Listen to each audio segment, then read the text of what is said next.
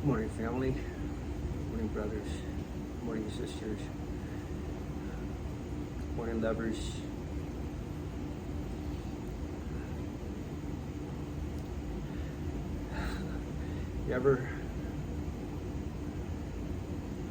We walk this road with our brothers and sisters, and we're all trying to help each other out. And we all know that, kind of escaping the ego, escaping the worldly story of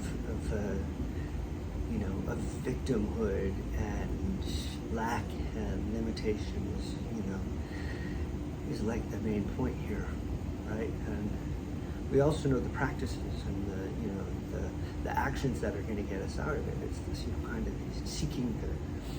seeking to enlarge and enrich our spiritual lives. I know people in my life who I love very, very much who will, they'll get up at 5 o'clock in the morning to go and be of service on a Saturday, to go and spend hours volunteering and doing work for other people. But when it comes to setting the alarm at 6 a.m. and, getting their meditation and reading done, can't seem to do it. Just can't seem to do it, right? And I just wonder, it's beautiful bird flying by. Wow.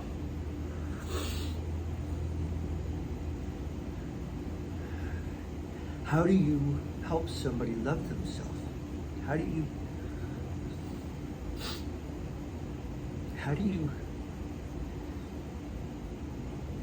love yourself that much? How do you see yourself as worthy as that person that you were going to go and help at 5 o'clock in the morning? Not only as worthy, but more worthy. And why can't you get yourself, kind of that energy?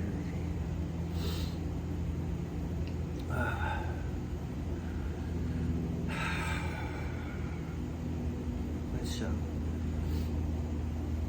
I encourage any of you who are struggling with sticking to a discipline to kind of have this mantra. Self-discipline is self-love. Loving yourself is disciplining yourself to do these actions that are going to help you get out of this trap, this ego trap, this dark, dark, dark room of sadness and separation. But if you just keep looking around at the walls of sadness and separation and, wondering who's going to help you and, what circumstances are going to change that are going to make it okay, where you can move, what job you can get, what people you can bring into your life, who you can find to love you, no, it's this kind of like in the middle of the quicksand, there's a thin reed of grass, that tiny thin reed of grass that says pray, heal yourself, just do one selfish act for yourself and enrich your own spiritual life, and it feels like, how can that possibly work? How can it possibly work for me when you're in that deep dark room and it's so dark and it's so black and that thin reed of grass that's laying across the quicksand looks just so fragile that you just can't even understand how it can help? But please, self-discipline is self-love. Read that book. Say yes to that invitation to go to yoga, or go, make that commitment with your friend to meditate daily. I'm talking to myself here.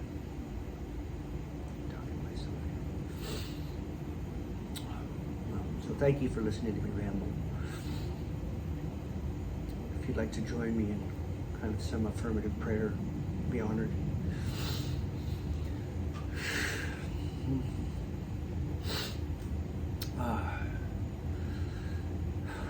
And as I sit and bring into my consciousness the full realization that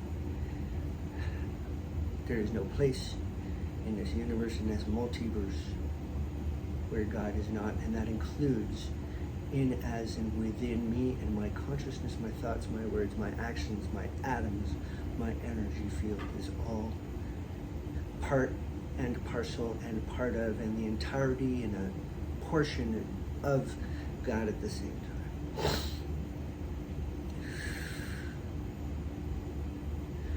And from this place, I know that these words are spoken with intention, with affirmation, are words of power.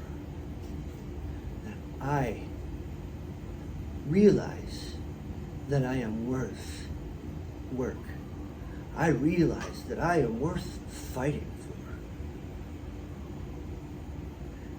They say when you get on the airplane, you gotta put the mask on yourself first before you can put the mask on someone else.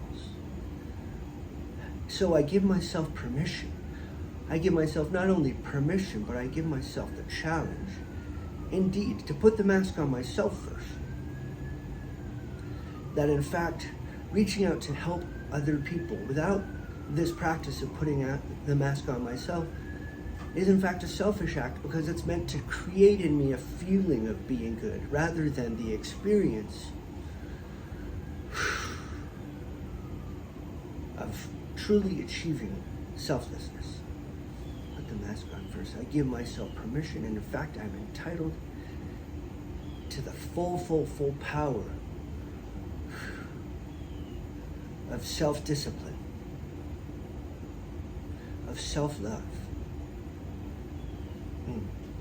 Giving myself that time, I commit myself to a few minutes a day of doing something for me to enlarge and enrich myself and my relationship to the power, the higher power, the infinite power, the only power, love, joy, creativity. I give myself permission. I give myself permission to be wrong in an argument in order to be happy inside, in order to create peace in the world. I give myself permission to let my ego take a back seat while my higher self works to soothe that fear, to soothe that sense of separation. That peace is my call. Peace is my call.